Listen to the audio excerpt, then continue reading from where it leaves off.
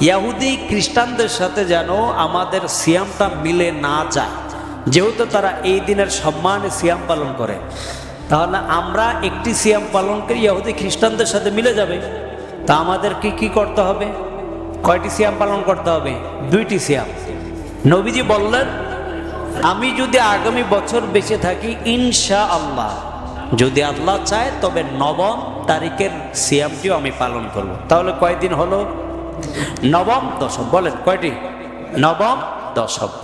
তাহলে আমরা শনিবারও সিয়াম পালন করব এবং রবিবারের দিনও সিয়াম পালন করব, যাতে ইহুদি খ্রিস্টানদের সাথে আমাদের ইবাদত মিলে না যায়।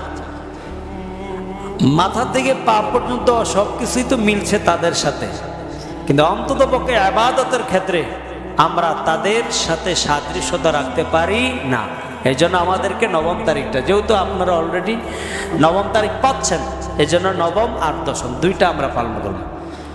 কতক উলামায়ে কেরাম বলেন, যদি কেউ ভুলে 9 তারিখে রাখতে না পারে, তাহলে সে 10 এবং 11, 10 এবং 11 2টা মিলিয়ে রাখবে। যেহেতু আপনার সুযোগ আছে, 9 তারিখে খেয়ে বলছেন ভুলে, অথবা আপনি 9 তারিখ রোজা রাখতেই পারেন নাই ভুলের কারণে, ইচ্ছায় হোক বা অনিচ্ছায় হোক, তাহলে আপনি 10 এবং 11 2টা সিয়াম মিলিয়ে রাখবেন। আল্লাহ তাআলা আমাদের সবাইকে তৌফিক দান করুন, আমিন। কিন্তু রাসূল সাল্লাল্লাহু আলাইহি ওয়াসাল্লাম আগের বছর আর তিনি হায়াত পাননি।